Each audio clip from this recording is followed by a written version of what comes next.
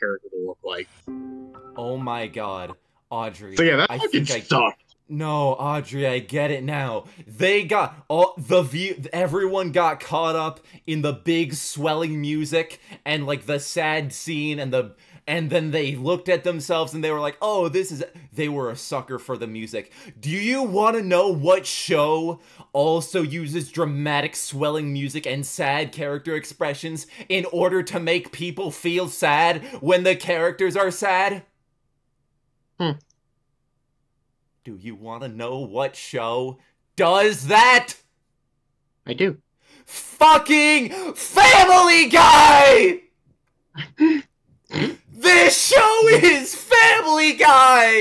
They turned it into Family Guy! They started so well in season 1, and then they made it to the season 3. They started good, and then they just kept Rhea longer and longer and longer, and they had... Well, that was it. That was episode 21 of Disventure Camp All-Stars, the final episode of the season. And it was bad. It was very, very bad. Dare I say, the worst episode of the entire show.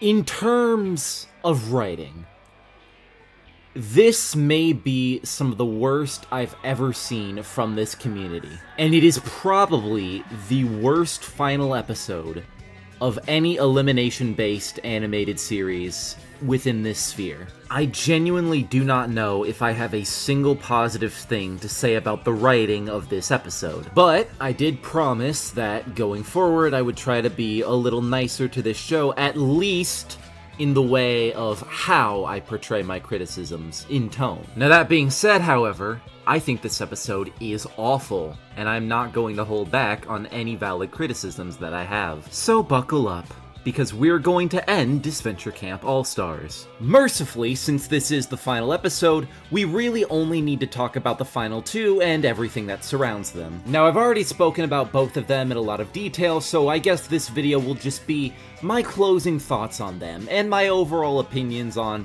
how both of them went so terribly wrong. It's just a matter of who do I talk about first, because here's the thing, I hate Rhea more, but Jake is written way worse. That's not to say that Rhea is written particularly well, or that I don't hate Jake, but that's generally how I feel.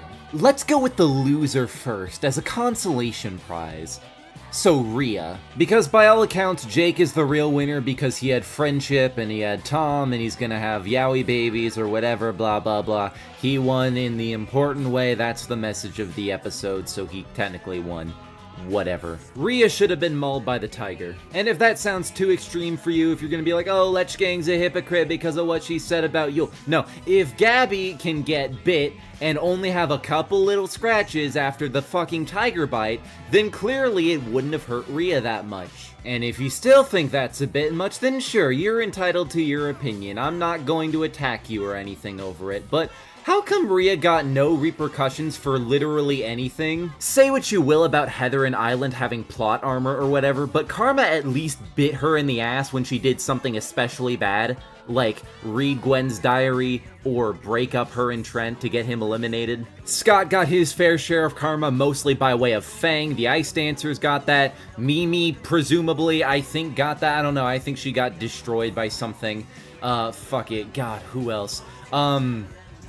Megan from Total Drama Next Generation had to be in a relationship with Danny, which is a punishment worse than death. And my personal favorite, Coco and Gia from Sonic Arts getting arrested for incest. Don't believe me? Listen to this clip. Nonsense, nonsense.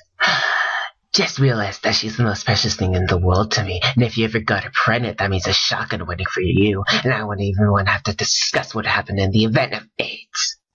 But other than that, no hard feelings. I need to talk about Sonic Arts someday because the fact that this dude definitely fucked his sister is only a footnote in this series. The point is that villains need comeuppance, and Rhea never got that. She never got hurt, she never got betrayed, nothing bad really ever happened to her. For a villain this hateable, she needed at least one moment akin to Heather getting her head shaved bald. And I have the perfect idea for what this moment could have been. Rhea should have gotten cancelled. I'm honestly really surprised that this was never addressed in the show. Consider the fact that James lost about half of his TikTok followers because of what he did in Season 2. By that logic, Rhea's treatment of characters like Alec and Connor, as well as the fact that she has left multiple people to die on at least 3 separate occasions, the in-universe fanbase of Disventure Camp should hate her. I know that some people are genuinely into Big Brother and Survivor characters who are over-the-top mean, but that is not the majority of people. What she did to Aiden in Season 2, honestly, should have given her a hate base the size of Gret's or Allie's before any of this happened in Season 3. So make it an explicit point to show that after the season is over, people are lambasting Rhea for what she did, picking apart every bad thing she did on All-Stars, and even though she tries to defend herself, saying that she just did it for the show, people don't believe her, and they don't let it slide. And as a result of this, she becomes a PR nightmare. Movie studios no longer want to work with her, her agent completely cuts her off, and then that's when that last scene plays again, but it's different this time. Rhea still looks over everyone's Instagram stories, only this time she has no fans and her career has hit rock bottom yet again, just like it was when she started in Season 2. In a desperate attempt to find someone, anyone to vent to, she calls her sister Isha, only to find out that Isha has blocked her number. Maybe if it happened that way, then we could at least be satisfied that Rhea got some form of karma, some sort of justice dealt to her after everything she did. But we don't even have that. This obnoxious, detestable, two-dimensional, wannabe actress got away with everything. And in a show where all of the other main villains got some form of comeuppance, it really is strange how Rhea is the only one who didn't. I wonder why that could have been. That's a rhetorical question. I know why. It was favoritism. Because I feel like most everyone else is going to come to the same conclusion that I did. That Rhea has no likable traits. Nothing redeemable about her, nothing that makes her interesting, or even tolerable. The execution of Rhea in Disventure Camp All-Stars was a complete and utter failure, and it is for all these reasons, and for all the reasons I stated in prior videos, I believe that Rhea is the worst villain in any show, total drama inspired, canon or otherwise. The literal only positive I can give to her character is that the idea for her arc isn't necessarily a bad one. But I can't give an A for effort this late into the show. That's not gonna fly. Absolutely atrocious. And a terrible example of OddNations' writing ability, because I know they can do better. Speaking of better, I guess, Jake is the other main character in this episode, and I hate him. The idea is that Jake is, by all means, the real winner. He's the one who went through the character development, he's the one who has all the friends. In a traditional show, he would have just won the money, and Rhea would have died, and Matt probably would have been a better outcome, but it's still not a good one. I'd be inclined to believe that Jake actually developed if he wasn't such a bitch and a tool in episode 18, because that really undoes a lot of what happened prior to that episode. Because the fact of the matter is, Jake spends most of the season being completely and utterly obnoxious. You're gonna tell me that he spent the entire season fighting with James, with Aiden, with Fiore, with Allie, with Tom, with Ellie, and suddenly, everyone's cool with him. Why? What exactly did Jake do to make up for everything he did across the whole season? I can believe that because Rhea is his opponent, there are a lot of people willing to forgive Jake just so he can beat her ass. He got everyone on his side, except for the audience. the most important person that he needed to convince. I can believe that James can forgive Jake after one interaction because they really only hated each other from one interaction. And honestly, a lot of the other people who don't like him, that's an easy resolution as well. But here's the problem. What if there was someone who Jake tormented for the entire season? Someone who had to put up with his bullshit from episode 1 to episode 21. You do not have to imagine that person, because that person is you, and me, and everyone else who watched this show.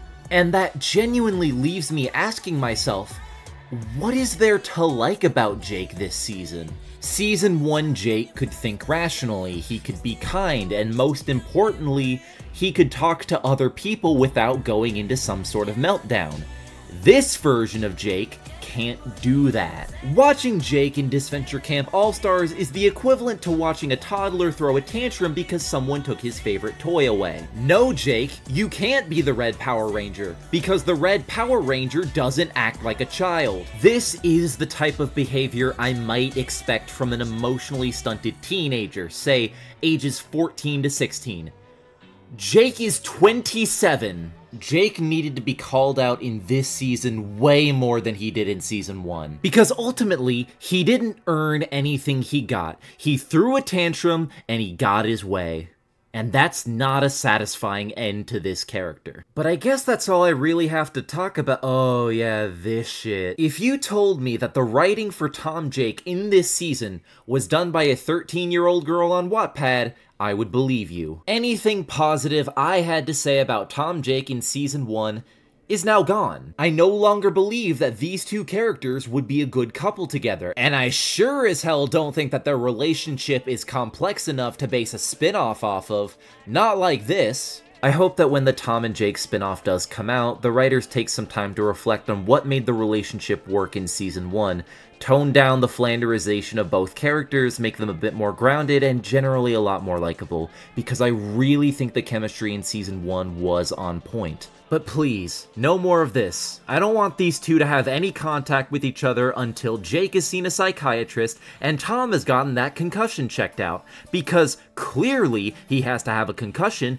otherwise he wouldn't be this mind-numbingly stupid. There are some things to like about this episode. Gabby and Ellie are written pretty well, Alec and Fiore have some nice scenes together, and most importantly, Yule gets paid in fat stacks, which is the good ending. Yule was robbed and should have won the show. And that is the end of Disventure Camp All-Stars. There's been a lot of debate recently over whether or not Total Drama All-Stars or Disventure Camp All-Stars is worse, and now that both seasons are finished, I can finally weigh in. Because they're both terrible, easily the worst seasons of either show.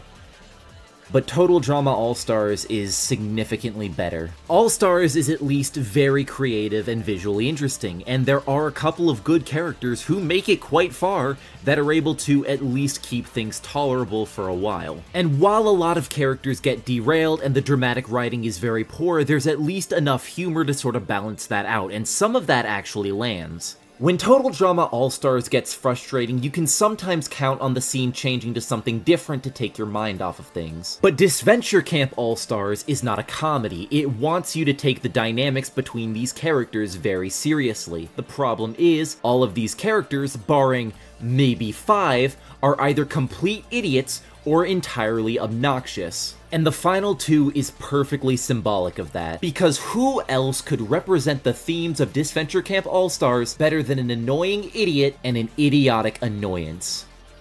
But despite how bad I think this season got, ultimately I'm still glad that it exists, because I know that this was a product of people who were very passionate about creating something for the purpose of entertaining others, and I respect that so much. I am harsh on this show because I know it can be better. Season 1 is proof of that. And I know that the people who make this show are proud of this season, and honestly, they should be. From a technical aspect, things like the visuals and a lot of the voice acting are still great.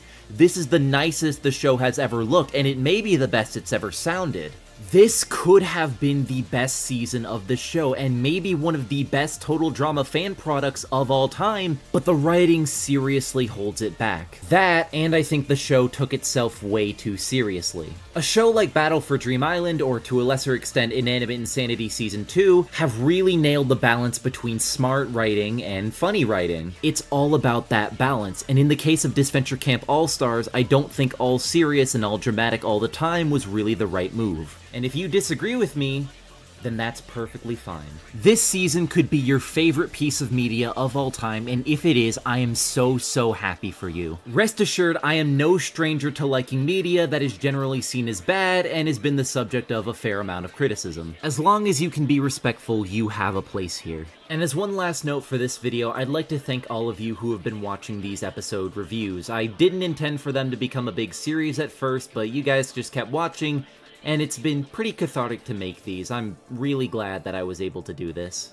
But for now, this is the end of the video, and I will see you all next time.